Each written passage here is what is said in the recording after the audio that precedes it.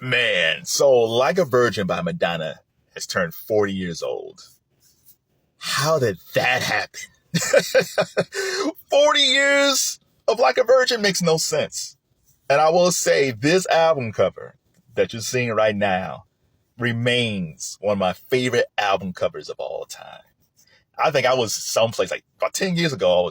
I think I was getting rid of CDs and trading CDs, and I had some credits, and I was just looking through stuff, and then that was just sticking there for like a buck. The vinyl record was sitting there for a buck, and it was like, I think my record player was messing up, so I didn't even buy it for the vinyl. I wanted it for that album cover. It's like, oh, that's so iconic. Oh, she was so beautiful. So here's the thing about Like a Virgin. So we have to go back to the debut album. So the first time I saw Madonna Louise Ciccone was the Burning Up video, because I didn't know who she was. I just saw this attractive young blonde rolling on the ground, some dude driving a car. She's like, I'm burning up. I was like, who is she? Madonna. I was like, Madonna what? I don't know. She has no last name. I was like, okay. I said, oh, she's like Blondie.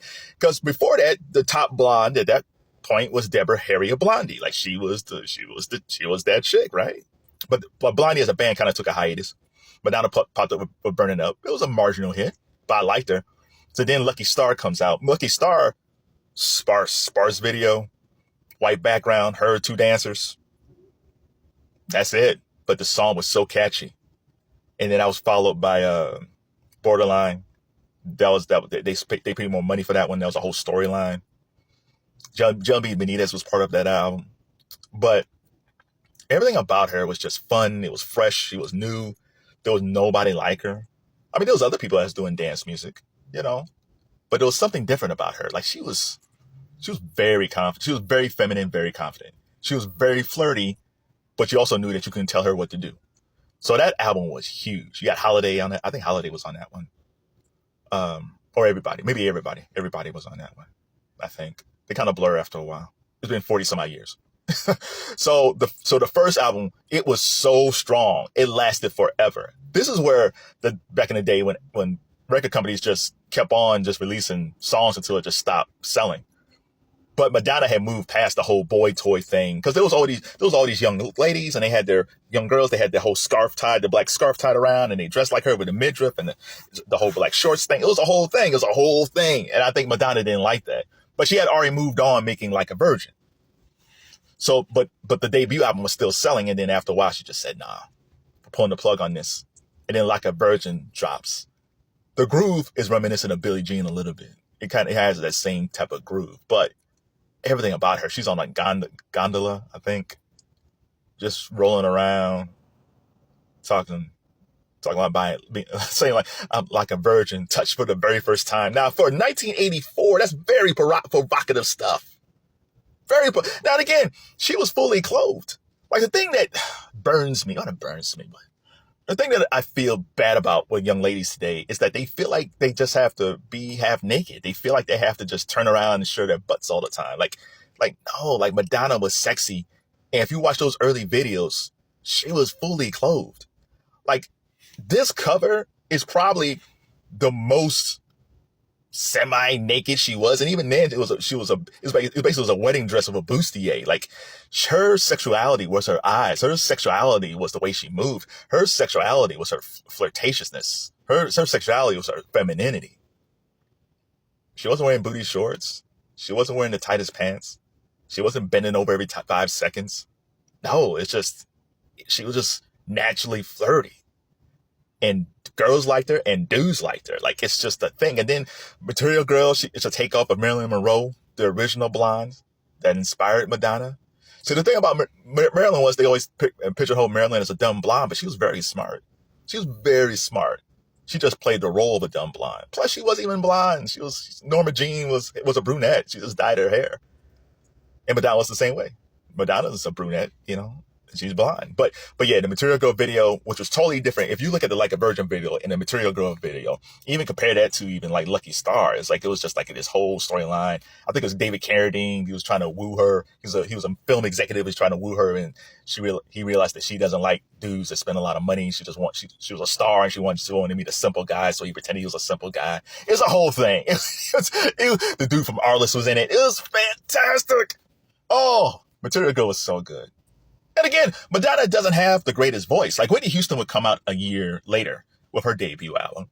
Madonna was not Barbara Streisand. She wasn't Donna Summer. Like Madonna didn't have the strongest voice. It was a very recognizable voice. And then you find out later that she had a scholarship with Alvin Ailey. And it's like, wait a minute, a white chick dance with Alvin Ailey? Who are you, woman? Like it's a whole story. She's from Detroit. It's a whole thing, man. Madonna was great. And then Angel was on that video, on that album. And Angel was kind of felt like something that was come off the last album. They later put on Into the Groove, which was on the Desperately Seeking Susan soundtrack that Madonna was in with Patricia Arquette. Yeah, because it wasn't on Like a Virgin at first, and it was on that soundtrack. And then years later, since no one was buying that soundtrack, they put that song on Like a Virgin. Now, hits-wise, I could almost argue that the debut album might have had more hit singles. You can make that argument. But as far as like dominant singles, Like a Virgin, super dominant. Material Girl, super dominant. Those two songs alone exploded her far past the first album. And the first album was great. But this album just catapulted her. And she kept on going. Like I think in between that because she had married Sean Penn and he had his movie and she did Live to Tell. And then she did True Blue. And so she kept on going. She kept on going. I was looking at like, what was her last big hit? And for me, I was looking at, well, when did Hung Up come out? Hung Up came out in 2005. This Like a Virgin was 1984. Hung Up was 2005. So that means she had 20 more years of hits after this album. I don't care who you put up against her that's come out the last, whoever's been out hitting on the charts for the last 10 years, most of them can't top her. They can't. And again, she wasn't the strongest singer. She wasn't the strongest dancer. But she had drive. She has a thing that great artists always have, a great ear. She just knew how to find great tunes. And she also knew how to keep on changing her style. That's the David Bowie influence. Every album, it was different. Every look was different. She would cut her hair. She would not cut her hair. She'd be provocative. She won't be provocative. She changed producers all the time. She didn't keep the same producers. She changed producers all the time, which a lot of times would be a risk. But for her, it worked because she has a great ear for music. I don't think we talk enough about her ear for music. She wasn't a trained musician, but she understood hits. She understood hooks. She understood what fit her voice. She couldn't do what Whitney Houston does. That's Whitney Houston. But she knows what Madonna could do. And if you look at those albums, there's 3 pivotal albums that came out during that period. She comes out with Like a Virgin in 84. Whitney Houston's debut comes out in 85. And Janet Jackson's Control comes out in 86.